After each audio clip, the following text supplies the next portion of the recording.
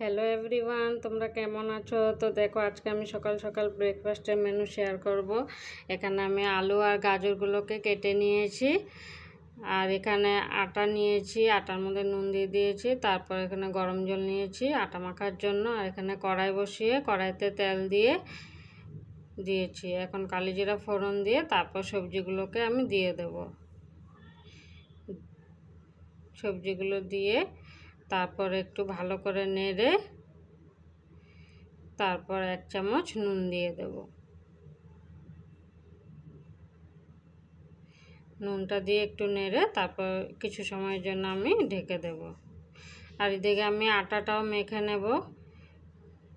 এখানে দেখো গরম জল নিয়েছি, তো গরম জল দিয়ে মেখে নেব। মাখা কমপ্লিট। এখন বেলে তাওয়া বসিয়ে দেখো রুটিগুলো ভাজছি এখানে।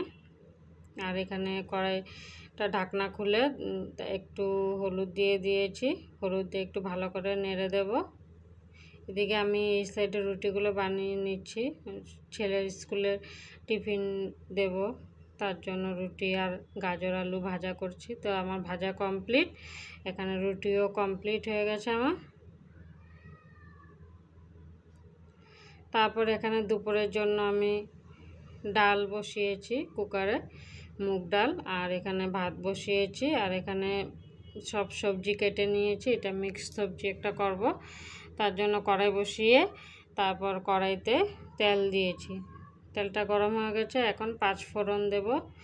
5 ফোড়ন দিয়ে তারপর সবজিগুলোকে আমি দিয়ে দেব।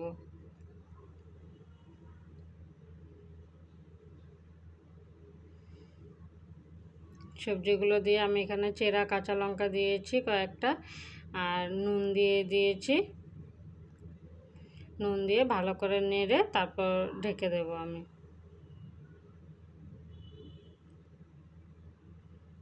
তো এটা 10-15 মিনিট এইভাবেই ঢাকনা দিয়ে রাখবো। তারপর দেখো ঢাকনা খুলে এখানে অলমোস্ট সিদ্ধ হয়ে গেছে সবজিগুলো। এখানে দিয়েছি জিরে গুঁড়ো, হলুদ আর একটু চিনি দিয়ে ভালো করে নেড়ে তারপর জল দিয়ে দেব। তোমরা তোমাদের হিসাব মতো জল দেবে। আমি একটু ঝোল ঝোল রাখবো সবজিটা, তার জন্য একটু বেশি করে জল দিয়েছি।